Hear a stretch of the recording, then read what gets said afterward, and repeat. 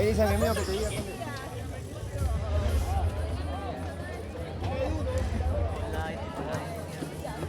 Hi, teacher.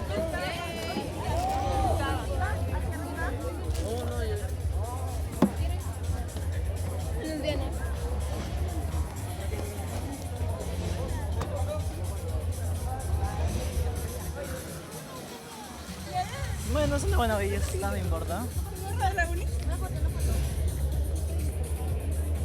No lo suelto.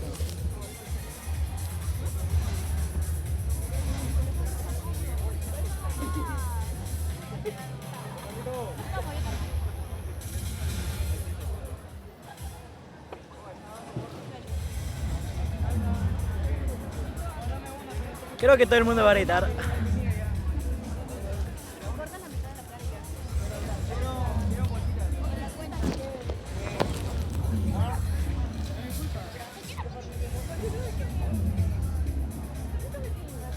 Ok, hay un montón de gente acá presente.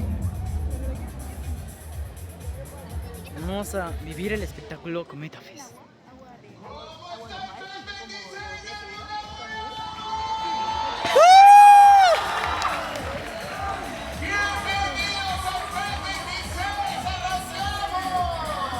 Tengo la botella que dieron.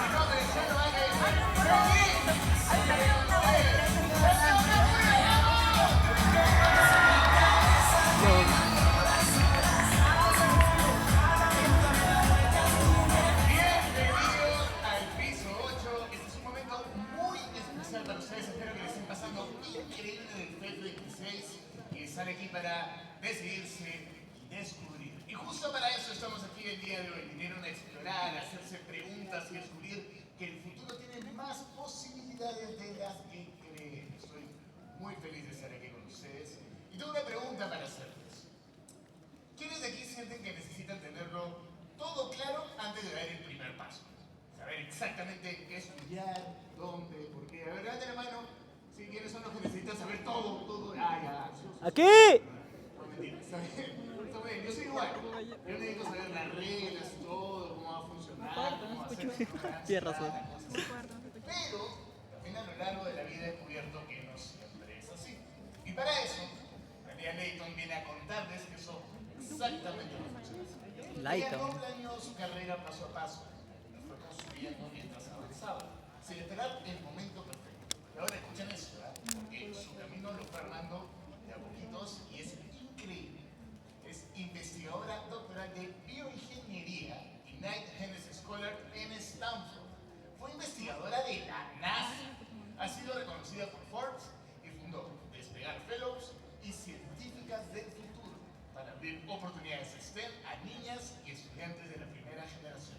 Quiero que le demos un fuertísimo aplauso a Thalía Leighton. Adelante, por favor.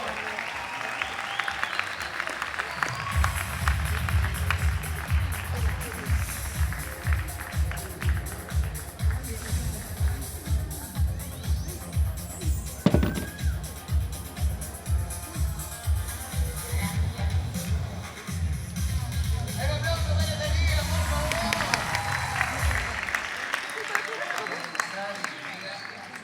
Chicos, los amigos, se los presento después a todos, a los que están aquí.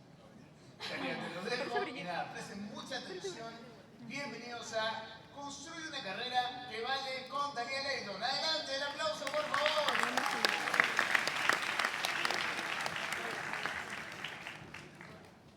En mi casa había una pizarra, pero no era una pizarra de colegio, era la pizarra de la picantería de mi mamá, donde se ponía el menú del día.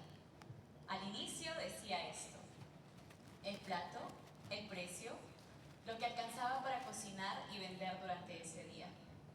Y cuando el menú se acababa, mi hermana Eva borraba esas palabras y escribía lo siguiente: una fórmula o un ejercicio matemático.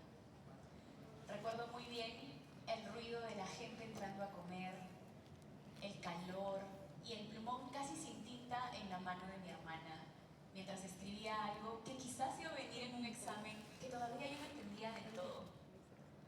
Antes de entender qué era una trayectoria académica, la mía empezó allí, en esa pizarra prestada por el trabajo familiar.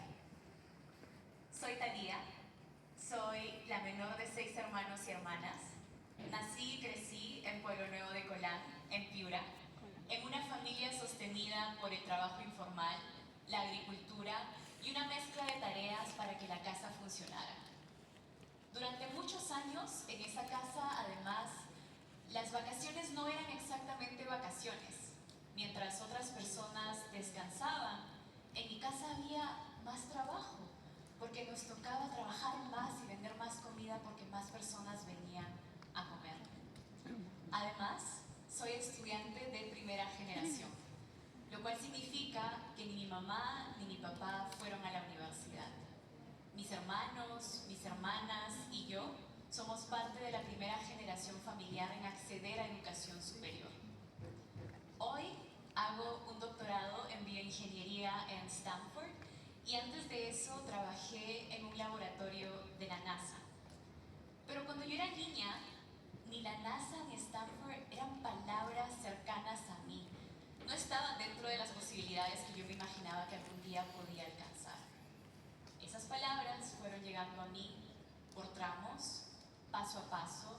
Primero empezó con esa pizarra, luego vinieron una hermana que abrió una ruta, una beca, cambios de ciudad y de país y muchos correos que envié con un montón de miedo. Por eso, el día de hoy les quiero contar cómo esas posibilidades se fueron visibles para mí, para que quizás a ustedes también ahora se les hagan visibles. Una de las principales personas y las personas más importantes de mi trayectoria fue mi hermana Eva. Ella fue la primera persona de mi familia en irse becada al Colegio Mayor en Lima.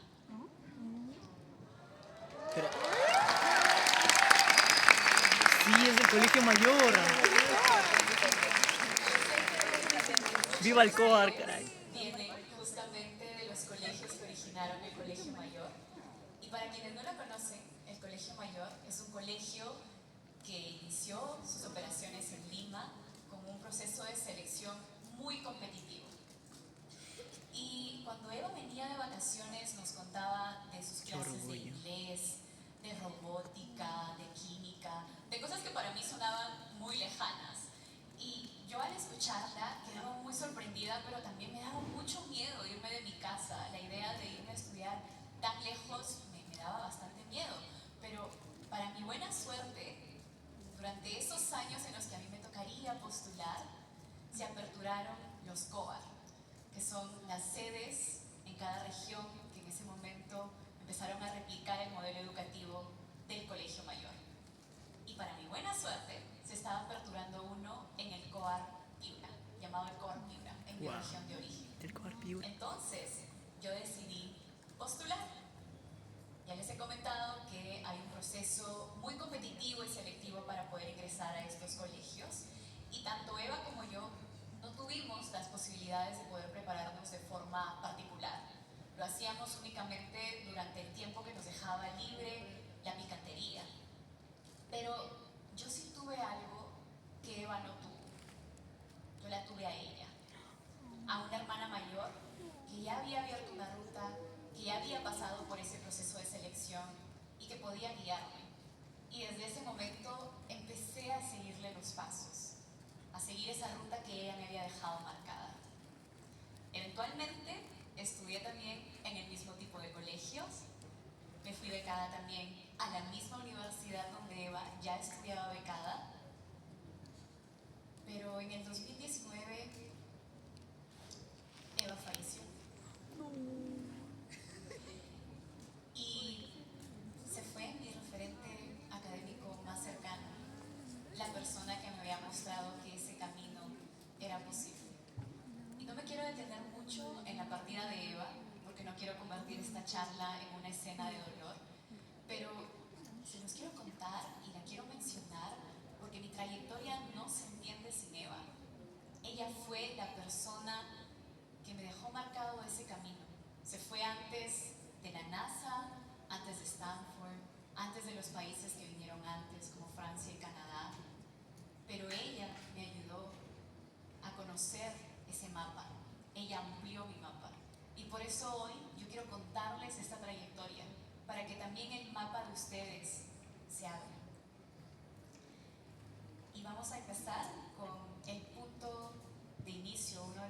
extremos más tempranos de este mapa, el Coar Piura. Les estaba contando que yo decidí postular. Y para el proceso de selección hay múltiples exámenes, entrevistas que hay que dar. Y yo vivía en mi pueblo, entonces tenía que viajar a la ciudad más cercana, a Piura. Y recuerdo mucho estar en el bus a eso de las 5 de la mañana con mi mamá, que era quien me acompañaba, entrar y ver a un montón de estudiantes, parecían que iban al mismo examen, leer unas separatas, repasar ejercicios, como si supieran exactamente lo que iba a venir en el examen. Mientras que yo estaba tratando de recordar lo que me habían enseñado en el colegio, lo que Eva me había podido explicar durante esos tiempos libres de la picantería.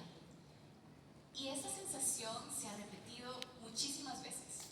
Cuando entro a un examen, a una entrevista o a algún espacio y pienso que otras personas ya conocen las reglas del juego antes de ingresar, mientras que a mí me toca descifrarlas en tiempo real.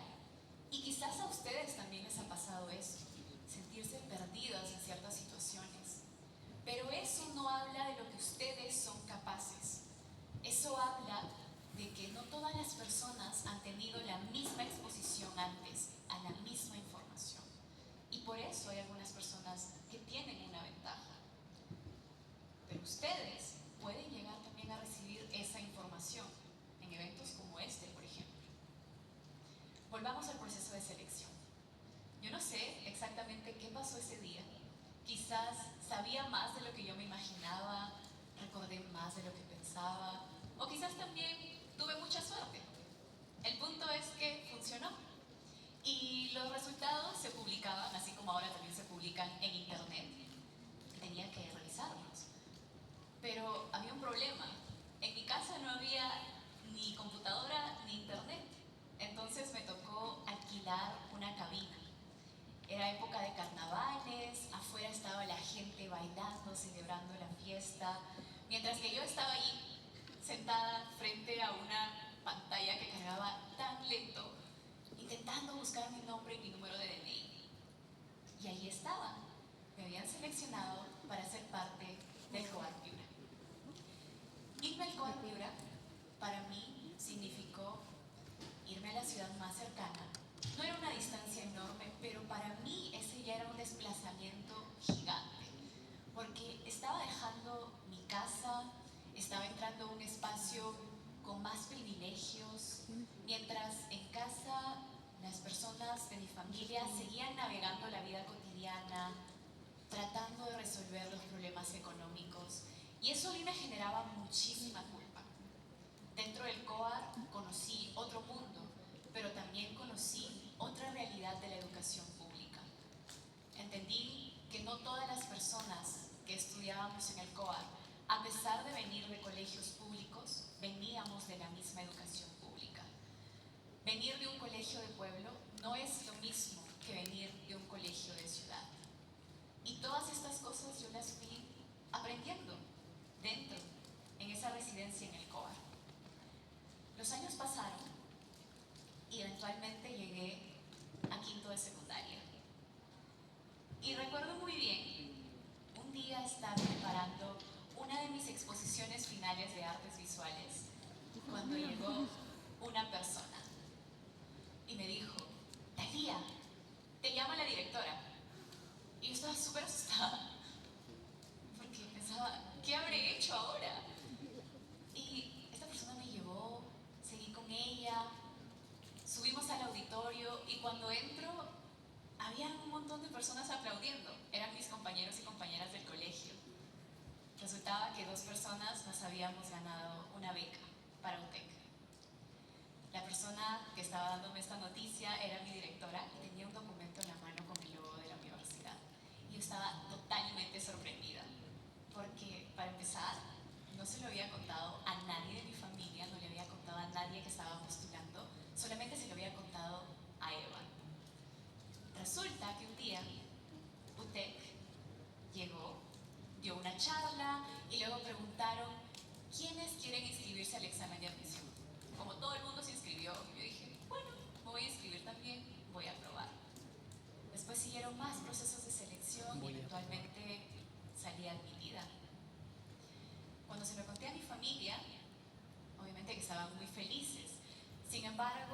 teníamos toda la información completa. Yo había postulado por intentar y mi papá incluso me sugirió rechazar la beca porque pensábamos que solamente era académica. Pero por suerte yo le pregunté a la directora que qué cubría exactamente esa beca, porque yo sabía que me había ganado una beca, pero no sabía exactamente qué me acababa de ganar, qué cubría, qué era una beca para empezar. Entonces le pregunté y ella me dijo que cubría absolutamente todo. Mi carrera, el hospedaje, todos los gastos asociados durante mi pregrado. Eso significaba que era una beca integral. Después, el siguiente paso era escoger qué carrera quería estudiar. Yo tenía 16 años y tenía que escoger la decisión más importante de mi vida, a lo que me quería dedicar el resto del tiempo. Entonces, yo escogí con la información que tenía a la mano. Podía escoger la carrera de Eva, porque ella estudiaba becada allí, ingeniería química o bioingeniería. Al final me quedé con bioingeniería. Y esta decisión puede parecerles quizás un poco improvisada. Sin embargo, yo estaba escogiendo con la información a la que estaba expuesta en ese momento.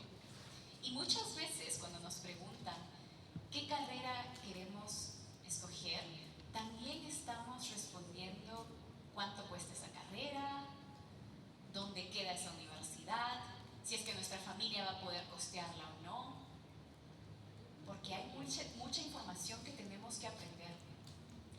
Pero al final, yo escogí bioingeniería y también acepté la beca. De esta escena yo quiero que se queden con algo muy importante. Hay muchas decisiones importantes, vitales, cruciales, que se toman con información incompleta. Al inicio yo no sabía qué carrera estudiar, no sabía que era un TEC, no sabía si es que esa beca cubría todo. Y lo que hice fue preguntar.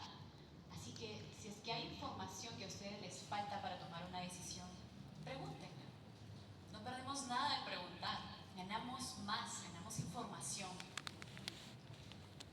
Continué en ese proceso, acepté la beca, ingresé a UTEC. Y los primeros años fueron muy retadores, porque durante mis años en el COA, para empezar, yo no había tomado física y estaba entrando a estudiar una ingeniería, entonces se me fue muy difícil, tan difícil que casi desapruebo el curso. Tuve que dar 2 exámenes sustitutorios en un mismo día para poder aprobar y no jalar.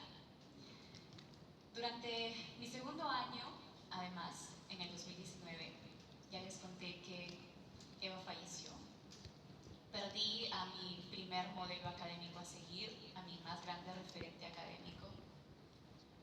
Pero la universidad continuó. La universidad me exigió seguir. Apenas terminó el funeral, tenía que ponerme al día con los exámenes, con las fechas límites de las tareas, con todas las responsabilidades que tenía en la universidad. Y eso me enseñó que las instituciones educativas no siempre saben manejar los duelos de sus estudiantes, cuidar su salud mental, porque hablan de excelencia, pero no cuidan esa otra parte humana de sus estudiantes. Así que desde ese momento yo empecé a mirar la universidad de forma diferente. Entendí que quizás a Eva le hubiera gustado que mi paso por esa universidad a la que ella me había traído indirectamente fuera más que aprobar cursos, fuera más que sostener un promedio perfecto, que fuera más que sacarme un 20 sobre 20. Y dentro de ese proceso en el que navegaba otras oportunidades que vayan más allá de las clases, decidí empezar a buscar oportunidades en el extranjero. Y había algo que siempre se pedía, un CV. Yo estaba aprendiendo a hacer un CV. Entonces busqué en internet, abrí un documento de Word y habían secciones que no entendía. La única sección que pude completar fue la sección de educación, porque estaba haciendo mi pregrado. Pero habían otras cosas como experiencia, investigación, yo miraba esa pantalla y decía, ¿qué pongo acá? Tenía vergüenza, no sabía cómo llenar ese documento en blanco. Así que desde ese momento entendí que si es que quería irme al extranjero, si es que quería probar otras oportunidades fuera del Perú, habían otras cosas que tenía que demostrarles a esos comités de selección. Obviamente que estudiar y mantener un buen promedio importa, pero no es suficiente cuando lo que tenemos que demostrar es curiosidad, responsabilidad, qué es lo que nos apasiona, buscar más allá de lo que nos enseñan en las clases. Así que desde ese momento yo empecé a involucrarme en actividades extracurriculares y a construir evidencia, que es lo que yo les quiero regalar hoy. Que construyan evidencia antes de necesitarla para una postulación. Que cuando llegue esa fecha en la que tienen que enviar su postulación, no estén desesperados tratando de llenar un CV con información que no se ha construido en el tiempo. Yo seguí ese consejo y seguí involucrándome en actividades extracurriculares, construyendo un perfil competitivo para el extranjero y seguí mirando lo que había disponible afuera. Y dentro de esas opciones que yo tenía, había una, irme de intercambio académico afuera, porque era la oportunidad académica más accesible para mí académicamente en ese momento. Pero había un problema, nuevamente, muchos problemas. Para irme al extranjero, yo necesitaba al menos 5 años y medio. Pero mi beca en UTEC solamente cubría 5. Y de nuevo, porque tuvimos mucha suerte, la universidad decidió extenderla a 6 años. Así que en ese momento yo pensé, esta es mi oportunidad, tengo que postular. Pero otro problema más era que mi beca solamente cubría el equivalente de mi residencia en Lima. Y yo me quería ir a París. Para irme a París ese dinero no me iba a alcanzar y mi familia no podía cubrir lo restante. Así que se lo conté a una amiga, una de mis mejores amigas, Mercy, y ella me dijo, hagamos una campaña de recaudación de fondos. Ella me prestó su tarjeta, compramos premios, realizamos una rifa y poco a poco fuimos construyendo esta campaña de recaudación de fondos que ven aquí. La foto de la izquierda es la foto de los tickets que vendimos. Se hizo muy viral y yo junté el dinero necesario para poder irme a París. Empecé allí una nueva etapa académica, pero para algunas personas quizás por fuera esto le puede parecer como nuevamente una decisión o un plan improvisado, pero para mí eso significaba una mezcla de urgencia, de un grupo de personas dispuestas a ayudarme y también de una iniciativa para tener ese primer paso e irme al extranjero. Y así fue. Por eso yo les quiero compartir este nuevo aprendizaje. Un primer paso, en este caso mi paso de atreverme a postular, no resuelve completamente el camino, pero sí puede volver visible el siguiente problema, lo siguiente que hay que resolver para seguir caminando en ese camino que ya hemos iniciado. Entonces, yo quiero que se queden también con otra idea que surgió a partir de este momento. Yo tenía ya mi carta de aceptación. Cuando me aceptaron, mi lógica era que yo publicara la campaña de recaudación de fondos al día siguiente y así fue. Si es que yo hubiera esperado para tener todo el dinero antes de postular, quizás nunca hubiera postulado. Yo no esperé el momento perfecto para poder iniciar. Y ustedes tampoco lo necesitan. Si es que hay postulaciones o cosas que están aplazando por miedo, atrévanse a hacerlo. Una vez que den ese primer paso, ustedes van a poder reconocer qué es lo que sigue después, qué es lo que sigue en esa trayectoria. Entonces, yo seguí con ese aprendizaje, pero hubo obviamente un área en el que no la apliqué completamente, en el que no me detuve a pensar en que no tenía que esperar al momento perfecto, y era la investigación. Yo ya estaba en París.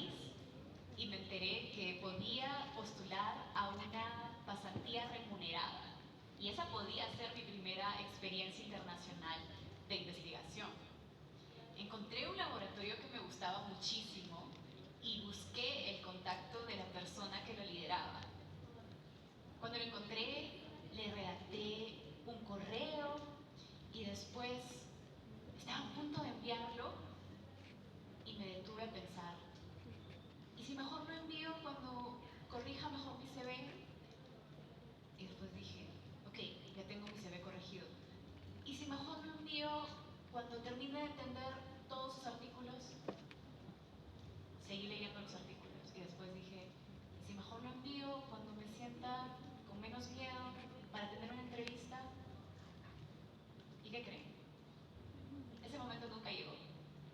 Ese correo nunca salió de mi bandeja.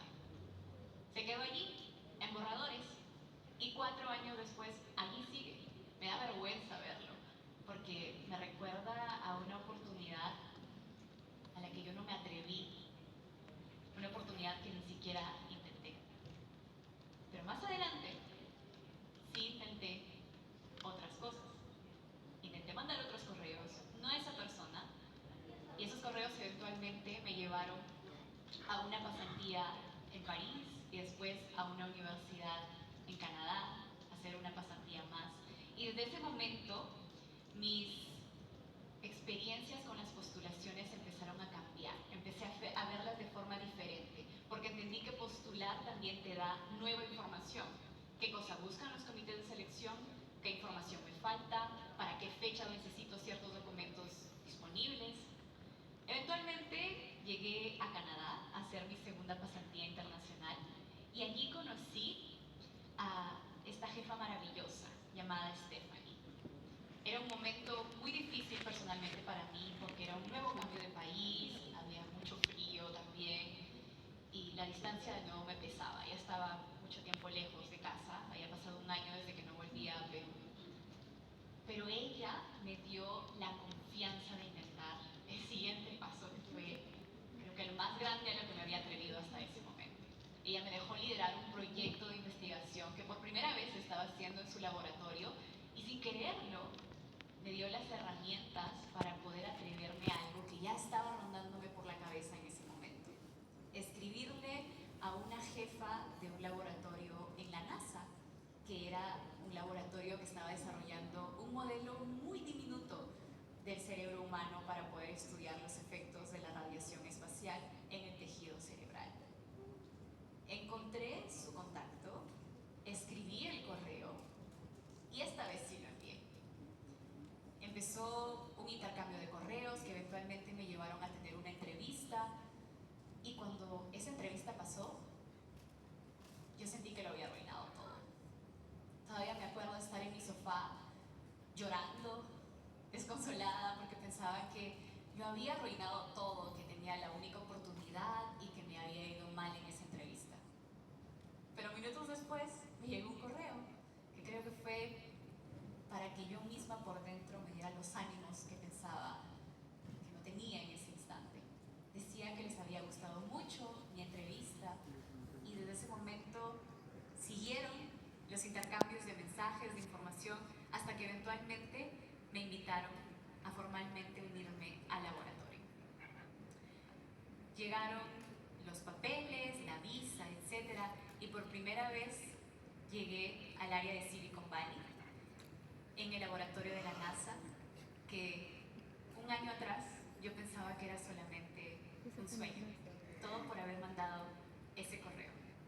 Dentro de allí encontré un ambiente laboral muy hermoso y también una jefa maravillosa llamada Ekle, que nuevamente me dio la confianza de poder liderar cosas, de atreverme a mentorear a estudiantes de Stanford, a liderar proyectos. Y Stanford ya estaba apareciendo por todos lados. Además, yo ya conocía a Stanford desde el pregrado, porque había sido parte de un programa virtual como representante de mi universidad. Esa experiencia la tuve por 3 años durante mi pregrado, pero nunca logré conocer el campus de Stanford. Solamente lo conocía por pantalla. Y la vida era tan curiosa porque ahora me estaban pagando para trabajar en la NASA y vivir a minutos nada más de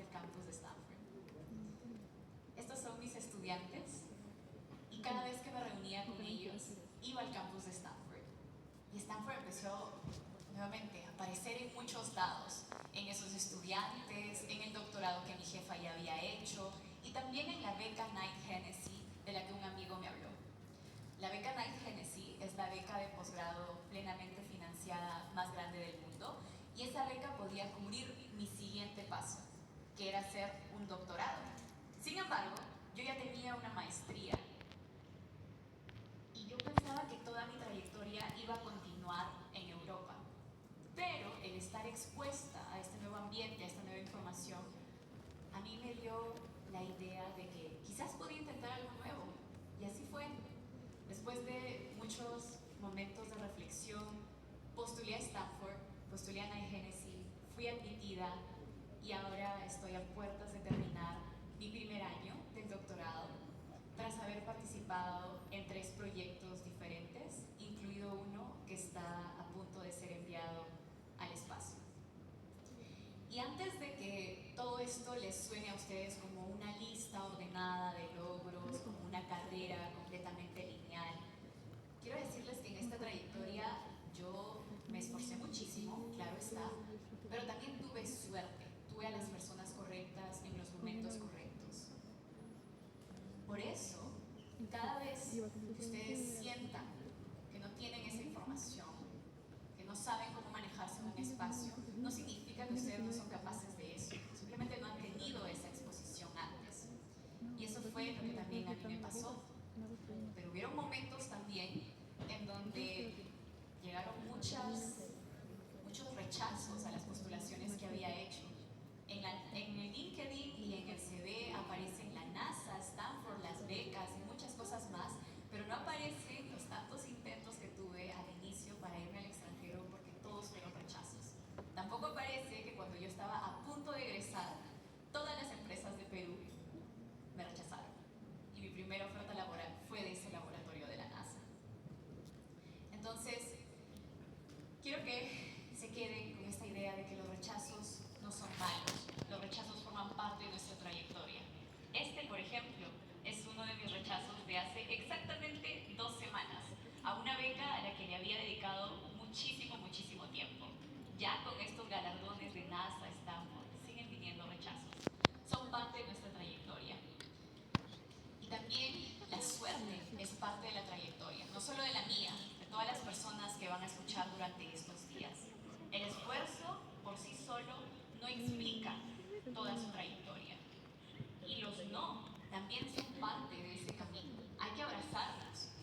Si es que no te aceptan a una oportunidad, no trates esa situación como una sentencia definitiva sobre tu capacidad. Quizás hay más cosas detrás por las cuales no te aceptaron. No hubieron cupos suficientes, no hubo la información que necesitabas. Además, aprendan que los no también son parte de nuestra trayectoria. Aprender esto lo más antes posible es importante para poder navegar mejor nuestro camino académico. Y en este camino académico, también en mi caso han surgido muchísimas dudas y preguntas. Personas que constantemente me preguntan, ¿por qué sigues estudiando? ¿Por qué estás haciendo un doctorado que va a durar 5 años más? Si es que puedes estar trabajando, si es que puedes estar devolviéndole más económicamente a tu familia. Y eso me genera culpa y pesa muchísimo. Pero cuando yo veo a mi familia, me doy cuenta que hay algo más allá del dinero que ha cambiado.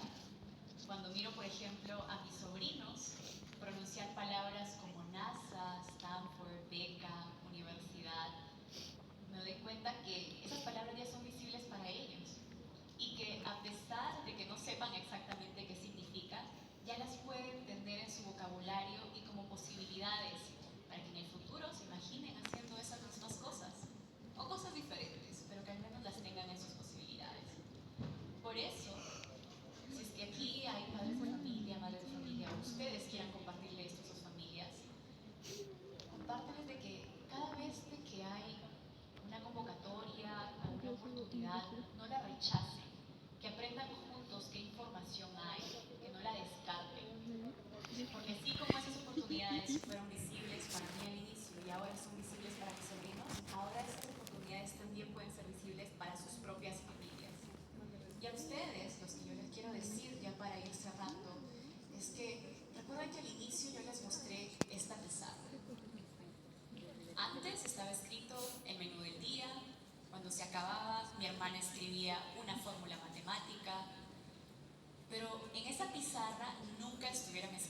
palabras COAR, beca, Stanford, NASA, Canadá. Había algo más pequeñito. Había una pregunta que yo no entendía y una persona dispuesta a explicármela. Por eso, el día de hoy o esta semana, ustedes no intenten resolver toda su trayectoria o toda su carrera. Lo que quiero pedirles es que tengan una pregunta concreta. Si es que ustedes tienen preguntas como ¿qué quiero estudiar? ¿Cómo postulo esta oportunidad? ¿Qué pongo en mi CV? ¿Cuándo envío este correo? ¿O por qué me rechazaron? Pregunten qué información les hace falta para tomar esa decisión. Si es que no están enviando esa postulación porque les falta información o porque tienen miedo, busquen una respuesta. Y cuando la encuentren, escríbanla también en la pizarra de alguien más. No se la guarden para ustedes. Gracias.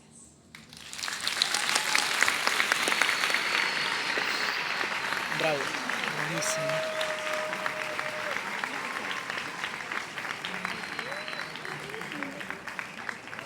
Increíble, un aplauso una vez más para Talía, por favor. ¿Qué tal? ¿Qué les pareció la charla?